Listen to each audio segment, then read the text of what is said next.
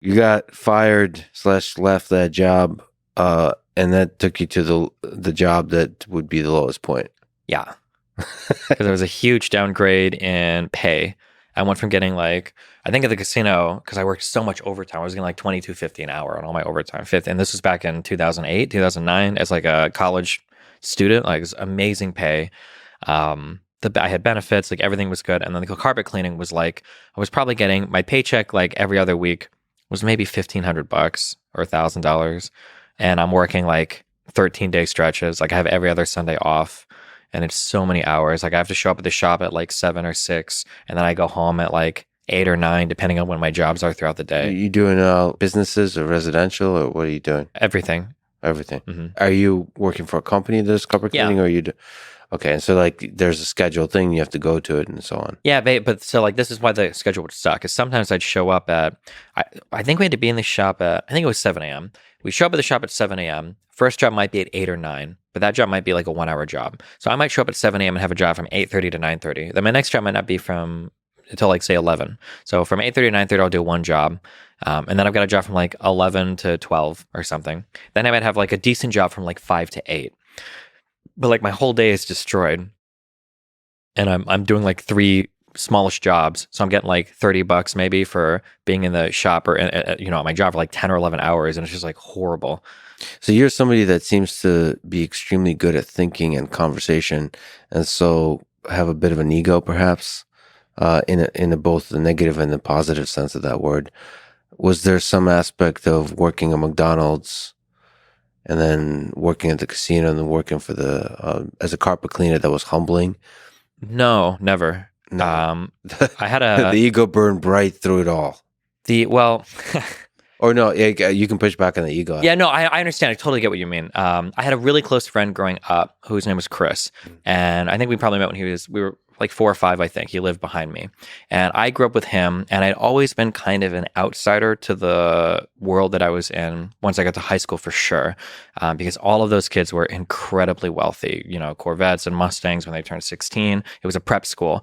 And I was doing they had like a work study program there where you could stay after school from 2:30 to 5 every day to kind of like work to pay for your tuition. So I've been working like throughout all of high school. I got another job at McDonald's when I was 18, worked at the casino. Like, I'd always been doing that kind of work. I never really viewed it as like beneath me or anything. It's not like I don't have like a family of doctors or lawyers or anything.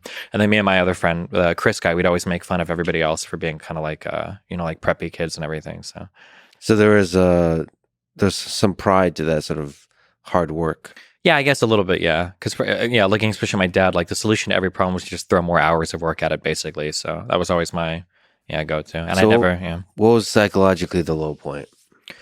I think psychologically the low point was that as I'm doing this carpet cleaning job, driving around my city, there's like this feeling of,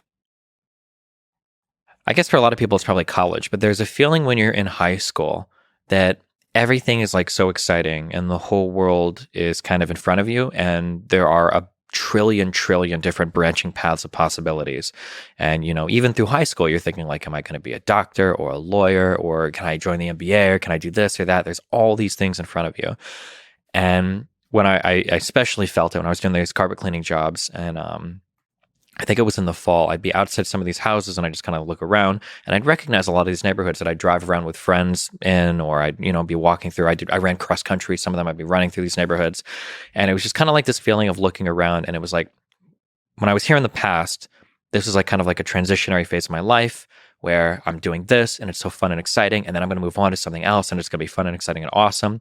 And then 2 years later, my whole life has collapsed.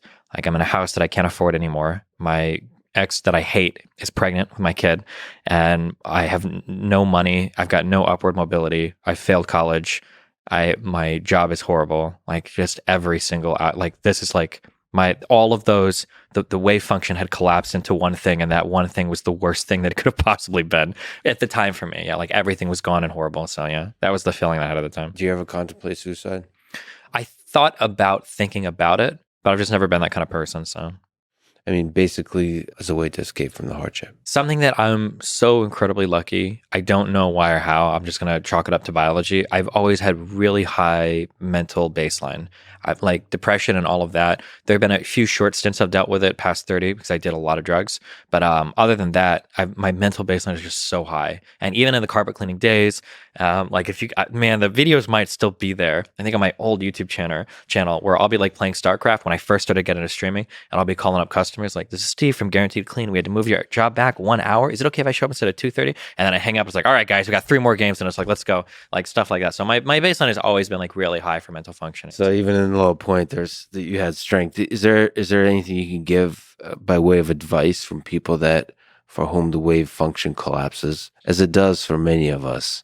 Like, holy fuck, the world is not full of opportunity, and you're kind of a failure. And like I've been there. Yeah, I don't know. It's rough because like I usually ask for compassion from people that have it better off because like once you're down there, like the only reason I say I got lucky, but it wasn't even really lucky. Or it was lucky, but it was more lucky. It wasn't just lucky that I got into streaming. It was lucky that I was into computers at an early age. It was lucky that I played video games at an early age. It was lucky that all the tech came up at exactly that right point in time. Like I was a pretty smart guy, but it was definitely preparation meets opportunity, and that opportunity was like at the exact precise moment of my life. If anything had gone differently, then I would just be cleaning carpets today. So in the many worlds interpretation of quantum mechanics, this is like one out of like there's many Stevens that are just still carpet cleaning and are full of pain and resentment. Yeah. The one piece of advice that I give, and I hate that I have to push back against all these crypto bros and everybody online, for decently intelligent people that are successful, I've never heard anybody give a contradiction to this. Maybe you will. You can tell me if you disagree. I always look at kids in high school and I'm like, just try a little bit harder. Like 30 minutes a night. If you don't study, just do 30 minutes, just do a little bit more.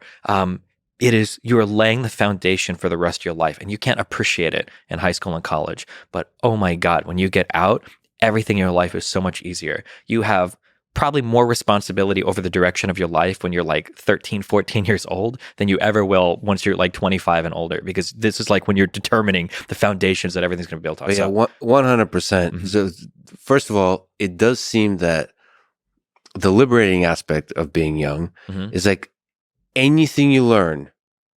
So working hard at learning something will pay off in like nonlinear ways, like you said with video games. Yeah. I feel like like people who are like, I hate school. All right, well, fine, but find something where you're challenging yourself, you're growing, you're learning a skill, you're learning about a thing. Of course, you could push back and say, well, there's some trajectories that might not be productive. Like if you spend the entirety of your teen years playing, I don't know, League of Legends, your game you have love and hate relationship with. No, just a hate and hate relationship. Okay, well, we'll talk about. I think you have a love hate relationship with hate in general. We'll just talk and love. Okay, we'll try to decomplexify that one.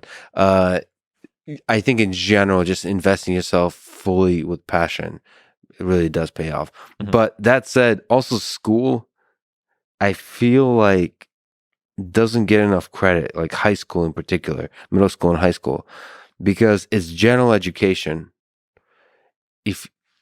I think if you're, especially if you're lucky to have good teachers, but honestly, I haven't mostly. The textbooks themselves were good teachers. It's a one chance in life you have to really explore a subject. Fuck grades. Like getting good grades is at tension, I would say, with actual learning. That is true. But just get a biology textbook and to explore ideas in biology and allowing yourself to be inspired by the beauty of it. Yeah, I don't know. I think that really, really, really pays off, and you never get a chance to do that again. Yep. And maybe not even textbooks, like reading, straight up reading. I think if you read, this is one time in life you get a chance to read, really read, like read a book a day.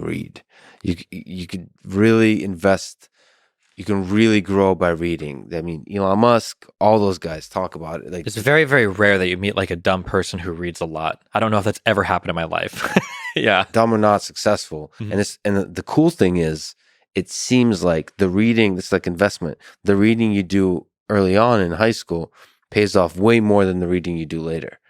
So like the really influential reading during those high school years, because you're basically learning from others the mistakes they've made, the solutions to problems. You're basically learning the shortcuts to life.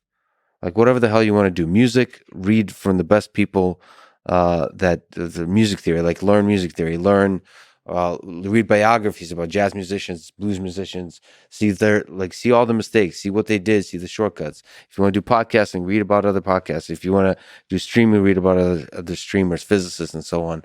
And I feel like you figure out all the mistakes and you get to a shortcut through life, because most people show up to college without having done that. And now you get a chance to shortcut your way past them. Mm-hmm. Yeah, 100%. But nobody really teaches you that. They're like, go to school from this time to that time. That you're shut up. This is just what you do. Eat your broccoli.